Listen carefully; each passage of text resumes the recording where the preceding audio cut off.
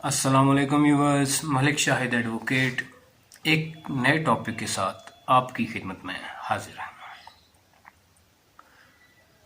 Viewers, आज का हमारा जो टॉपिक है वो है related to the land grabbers, कब्ज़ा माफिया या कब्ज़ा ग्रुप।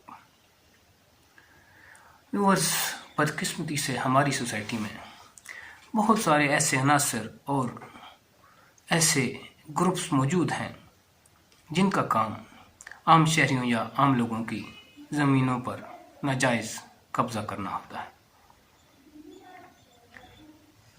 अगर कोई शख्स इस चीज़ का विक्टिम बन जाता है, यानी कि उसकी ज़मीन, प्लाट या मकान वगैरह पर कोई कब्ज़ा ग्रुप कब्ज़ा कर लेता है, तो पाकिस्तानी लॉ के तहत उसके पास कौन कौन सी रेमेडीज़ हैं, यानी कि वो अपनी ज़मीन कब्ज़ा माफिया से कैसे वागुजार करा सकता है।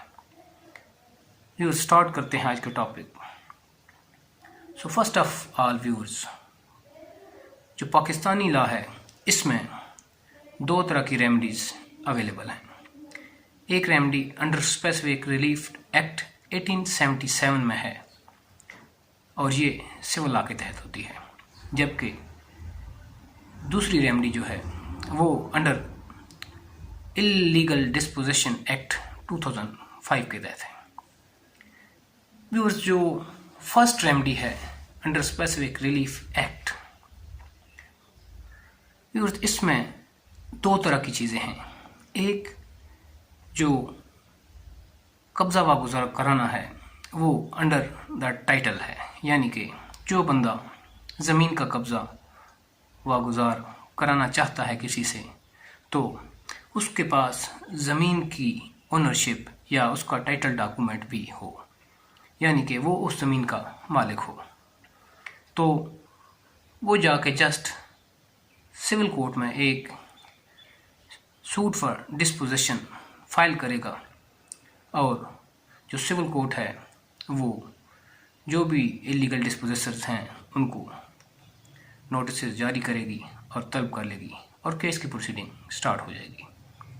और जो दूसरी चीज़ है उसमें, अगर कोई शख्स किसी ज़मीन का जो मालिक नहीं है लेकिन फिर भी जो कब्ज़ा है उससे वो इलीगल तरीके से, यानी कि ड्यू कोर्स ऑफ लॉ जो है उसके बगैर लिया गया है, ज़बरदस्ती लिया गया है, तो भी उसके पास ये रेमेडी है कि वो एक दफ़ा अपना कब्ज़ा बहाल करवा सकता है।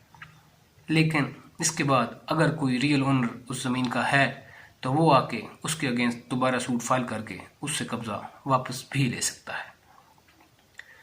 व्यूअर्स, जो दूसरी रेमेडी है वो है under illegal disposition act.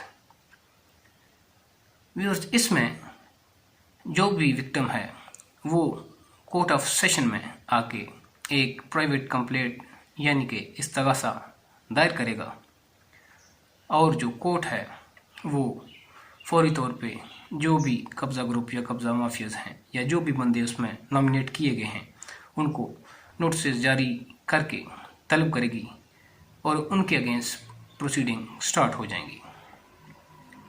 Viewers, इसमें एक एड इंटरिम रिलीफ की एप्लीकेशन भी है जो कि under section 7 of illegal disposition act है और इसमें कोर्ट अगर समझती है कि जिस बंदे के पास कब्ज़ा है वो प्रिमा फेशियाई यानी कि वाज़ेह तौर पर गैर कानूनी काबिज़ है और नाजायज़ काबिज़ है, तो वो ऑर्डर कर सकती है कि फौरी तौर पर इससे कब्ज़ा लिया जाए और जो भी क्लेमेंट है उसको कब्ज़ा वापस किया जाए। व्यूअर्स, जो इलीगल डिस्पोजिशन एक्ट के तहत प्राइवेट कंप्लेंट होती है इसमें एक तो कब्ज़ा वापस बहाल करवाया जाता है और अगर ये साबित हो जाता है कि जो भी लैंड माफिया था उन्होंने वाकई तौर पर नाजायज़ ज़मीन पर कब्ज़ा किया था, तो कोर्ट इन द एंड उनको सज़ा भी सुनाएगी। उम्मीद है आपको इस वीडियो से काफ़ी हेल्प मिली होगी। मज़ीद किसी क्वेश्चन के लिए आप कमेंट सेक्शन में या मेरे व्हाट्सएप नंबर पर पूछ सकते हैं। इसके अलावा अगर आपको मज़ीद टॉपिक के ऊपर वीडियो चाहिए तो आप मेरे चैनल को विज़िट कर सकते हैं। थैंक यू व्यूअर्स, अल्लाह हाफिज़।